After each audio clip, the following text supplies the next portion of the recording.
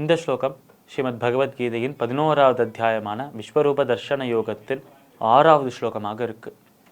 போன ஸ்லோகத்தில் நம்மளோட கிருஷ்ணர், இப்போ இந்த ஸ்லோகங்கள் எல்லாம் நம்ம சொல்லிட்டு வர்றது அந்த விஸ்வரூபத்தை பற்றிய ஒரு முன்னுரை மாதிரி. எப்படி நம்ம ஒரு நூல், ஒரு புத்தகத்தை படிக்கிறோம் என்றால் அந்த நூலாசிரியர், அந்த புத்தகத்தை எழுதியவர், அந்த புத்தகத்தை பற்றி சில வார்த்தைகள் அவரோ இல்லை அந்த புத்தகத்தை வெளியிட்ட அந்த பப்ளிஷர் அவரோ எழுதியிருப்பா ஒரு முன்னுரை என்று. அப்படி அந்த முன்னுரையை போலவே இந்த ஒரு விஸ்வரூபத்திற்கான ஒரு முன்னுரையாக அவர் தன் திருவாய் மலர்ந்து சொல்கிற விஷயங்களை தான் இப்போ அனுபவித்து வருகிறோம். அப்படி சொல்லும்போது போன ஸ்லோகத்தில் அவர் சொன்னது, என்னுடைய சொரூப்பங்கள் நூற்றுக்கணக்காக ஆயிரக்கணக்காக இருக்கிறது. இப்படி எண்ண முடியாத எல்லையற்ற சொரூப்பங்களுடையவராக நான் இருக்கிறேன். இப்படி ஆயிரக்கணக்கான சொரூப்பங்கள் ஒவ்வொன்றும் ஒவ்வொரு நிறத்தில் இருக்குது, ஒவ்வொரு ஆடையை அணிந்திருக்கு, ஒரு விதமாக ஆபரணத்தை நகைகளை அணிந்து கொண்டிருக்கிறது. இப்படி ஒவ்வொரு விதமாக ஒவ்வொரு ரூபத்தில் ஒவ்வொரு கோணத்தில் இருக்கிறது என்று சொல்கிறார் நம்ம கிருஷ்ணர். ஆனால் முற்றிலும் ஒன்றுத்துக்கு ஒன்று முற்றிலும் வேறுபட்டதாக இருக்கிறது, ஒரே சொரூபமாக இல்லை என்று சொல்கிறார் நம்ம கிருஷ்ணர். அப்படி இருக்கும் பலாயிரக்கணக்கான சொரூப்பங்களுடையவனாக நான் இருக்கிறேன். இந்த சொரூப்பங்களை பார்க்க வேண்டும் அர்ஜுனா நீ என்று சொல்கிறார் கிருஷ்ணர். இப்போ அதன் ஒரு தொடர்ச்சியாக இந்த ஸ்லோகத்தில் 6வது ஸ்லோகத்தில் நம்ம கிருஷ்ணர் சொல்வது, அர்ஜுனா நான் இந்த சொரூப்பங்கள் அனைத்திலுமே ஒரே சொரூபமாக விஸ்வரூபம் என்ற ஒரு சொரூபத்தோடு உனக்கு காட்சி அளிக்கிறேன்.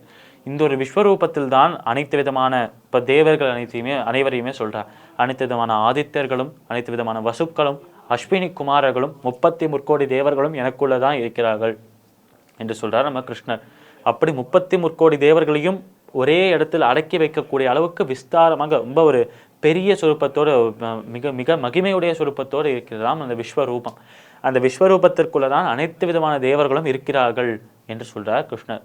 அந்த விஸ்வரூபத்தை எவன் ஒருவன் தினமும் பூஜிக்கிறானோ அவன் அனைத்து தேவர்களையும் பூஜித்த பலனே அடைகிறான் என்று சொல்கிறார் கிருஷ்ணர். அப்படி எனக்குள்ளதான் அனைத்து தேவர்களும் இருக்கிறார்கள் என்ற அந்த விஸ்வரூபத்தை பார்த்தால் உனக்கே புரிய வரும் என்றும் சொல்லி, அப்பேற்பட்ட அந்த மகிமையுடைய பெருமையுடைய விஸ்வரூபத்தை உனக்கு காட்டுகிறேன், அதை நீ பார்க்க வேண்டும் என்று சொல்கிறார் கிருஷ்ணன். ஆனால் சாதாரண கண்களால் அதை பார்க்க முடியாதல்லவா? அதனால் அடுத்த ஸ்லோகங்களிலும் பின்வரும் ஸ்லோகத்திலும் நம்மளோட கிருஷ்ணர் அர்ஜுனனுக்கு திவ்யமான பார்வை என்று ஒன்று தருவார். அது என்னது? அதை வைத்து என்ன செய்ய போகிறார்? இந்த விஸ்வரூபத்தை எப்படி அதை வைத்து நம்ம அர்ஜுனாவை பார்க்க முடியும் என்பதை அடுத்த ஸ்லோகங்களில் பார்ப்போம்.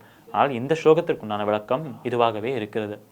ஸ்ரீமத் பகவத்கீதையின் 11வது அத்தியாயமான விஸ்வரூப தர்ஷன யோகத்தின்